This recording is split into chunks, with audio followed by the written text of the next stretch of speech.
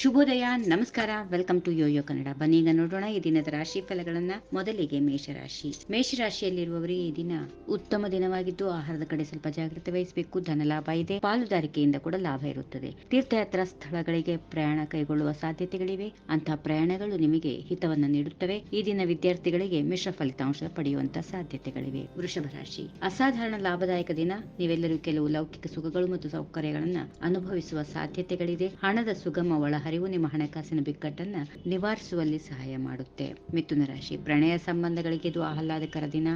ಕೆಲವು ಸಂಬಂಧಗಳಿಗೆ ಅಂತ್ಯ ಹಾಡುವ ಸಾಧ್ಯತೆಗಳಿವೆ. ಆರೋಗ್ಯದ ಕಡೆ ಕಾಳಜಿ ವಹಿಸಿ. ಅನಗತ್ಯ ವಿಶ್ಲೇಷಣೆ ಮತ್ತು ಊಹಾಪೋಹಗಳಿಂದ ಸಾಧ್ಯವಾದಷ್ಟು ದೂರ ಇರಿ. ಕಟಕ ರಾಶಿ.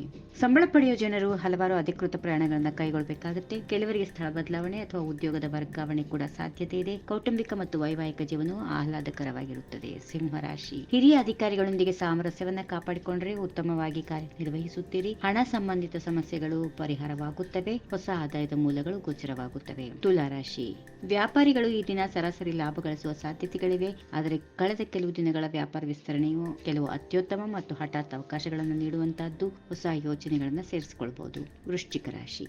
ನಿಮ್ಮ ಎಲ್ಲ ಆತ್ಮವಿಶ್ವಾಸ ಮತ್ತು ಸಾಮರ್ಥ್ಯಗಳೊಂದಿಗೆ ನೀವು ಕೆಲಸದ ಸ್ಥಳದಲ್ಲಿ ಸಕ್ರಿಯವಾಗಿರುತ್ತೀರಿ. ಈ ದಿನದ ಮಧ್ಯಭಾಗ ಮುಗಿದ ನಂತರ ಕಠಿಣ ಪರಿಶ್ರಮ ವಹಿಸಬೇಕಾಗುತ್ತೆ. ಇದರ ಜೊತೆಗೆ ಕೆಲವು ಸಮಸ್ಯೆಗಳು ಕೂಡ ಉಂಟಾಗುತ್ತವೆ. ಧನುರಾಶಿ. ಅನಿಯಮಿತ ಆಹಾರ ಪದ್ಧತಿ ನಿಮಗೆ ಗಂಭೀರ ಸಮಸ್ಯೆಗಳನ್ನು ಉಂಟು ಮಾಡುವ ಸಾಧ್ಯತೆಗಳಿವೆ.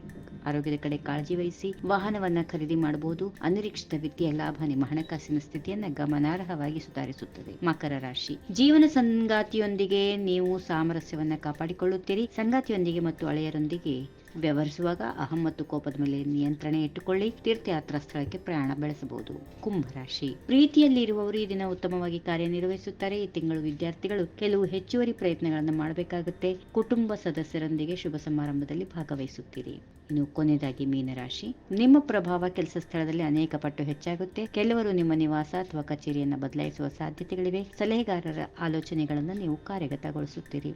ಹೀಗಿವೆ ಈ ದಿನದ ರಾಶಿ ಫಲಗಳು. ಸರ್ವರಿಗೆ ಶುಭವಾಗಲಿ. ಶುಭ ದಿನ. ನಮಸ್ಕಾರ. ಈ ವಿಡಿಯೋ ನಿಮಗೆ ಇಷ್ಟವಾದಲ್ಲಿ ಲೈಕ್ ಮಾಡಿ, ಶೇರ್ ಮಾಡಿ, ಸಬ್ಸ್ಕ್ರೈಬ್ ಮಾಡಿ.